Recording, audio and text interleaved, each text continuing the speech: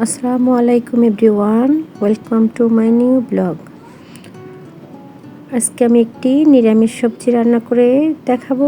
আশা করছি আজকের এই রান্নাটি আপনাদের সবার ভালো লাগবে। প্রথমে আমি কড়াইতে দিয়ে দিয়েছি তেল, এরপর দিয়ে দিচ্ছি একটু কালো জিরে, শুকনো মরিচ ফোড়ন আর আদা কুচি। যেহেতু বলছি নিরামিষ সবজি রান্না করবো আজকে, তো আমি পেঁয়াজ রসুন ইউজ করিনি, শুধুই ফোড়নে রান্না করতেছি। এরপর এই ফোড়নগুলো একটু ফুটে উঠলে কালো জিরের সুন্দর একটি স্মেল যখন ছড়িয়ে যাবে রান্নাঘরে, তখন আমি সবজিগুলো অ্যাড করে দিব। সবজির মধ্যে আজকে ইউজ করেছি আমি চাল কুমড়ো আর একটা আলু। এই সবজিটাকে আমি ডুমো ডুমো করে কেটেছি। চাল কুমড়ো আর আলু যেহেতু নরম সবজি, সিদ্ধ হতে বেশি সময় লাগবে না। এরপর আমি দিয়ে দিয়েছি হাফ টিস্পুনের মতো হলুদ গুঁড়ো আর 1 টিস্পুন লবণ। এরপর আমি নেড়ে ছেড়ে সবজির গায়ে মশলাগুলো যেন লেগে যায় সেজন্য একটু ভালো করে নাড়াচাড়া করে দিচ্ছি। একটু রান্না বসিয়ে দিয়ে আমি গিয়েছিলাম, আমি একটু আচার নিয়ে আসছি। যেহেতু আজকে আমি পাঁচফোড়ন ইউজ করিনি, তো আমি একটু আমের আচার দিয়ে দিলাম। এখানে একটু পাঁচফোড়নের স্মেলও আসবে আর একটুখানি টকটক ভাবও আসবে। আচ্ছা, নিরামিষ বললেও চলে আজকের এই রান্নাটাকে। দেখতে পাচ্ছেন, এরপর আমি ডুমো ডুমো করে কেটে একটা টমেটো দিয়ে দিলাম। অনেকটা টকটক ফ্লেভার হবে আজকের সবজিটা।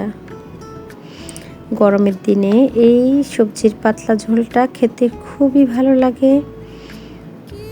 আপনারা যারা নিরামিষ সবজি খেতে পছন্দ করেন তারা একবার হলেও এই রান্নাটি ট্রাই করে দেখবেন। আমি এটা আসলে কাউকে ফলো করে রান্না করিনি, সম্পূর্ণ আমার রেসিপিতে ট্রাই করেছি। আরও একদিন রান্না করেছিলাম, আমার কাছে খেতে খুবই অসাধারণ লেগেছে, তাই আজকে আমি আবারও রান্না করেছি আর আপনাদের জন্য একটু ভিডিও করে আপলোড করে দিলাম। রান্নাটা বসিয়ে দিয়ে আমি এখন ব্লেন্ডার জারে দিয়ে দিয়েছি ডাল। আমি আগে থেকে মসুর ডাল আর একটু করে খেসারির ডাল মিলিয়ে হাফ হাফ করে মিলিয়ে ভিজিয়ে রেখে সুন্দর করে ধুয়ে রেখেছিলাম। এখন এগুলো আমি ব্লেন্ডার জারে দিয়ে একটুখানি আদা কুচি, লবণ, হলুদ গুঁড়ো, একটু জিরা ফোড়ন, একটু কালো জিরা, আমি নর্মাল জিরা আর কালো জিরা দুটাই এক চিমটি দিয়ে এখন আমি ব্লেন্ডার করে নেব। আজকে আমি নিরামিষ সবজিতে একটু ডালের বড়ি যেমনটা করে ইউজ করে সেভাবে আমি বড়ি দিব। তার জন্য আমি আজকে যে ডালটাকে একটু ব্লেন্ডার করে নিচ্ছি। এখন দেখতেছি সবজিটা কতটুকু সেদ্ধ হয়েছে। দেখতে পাচ্ছেন কালারটা খুবই সুন্দর এসছে।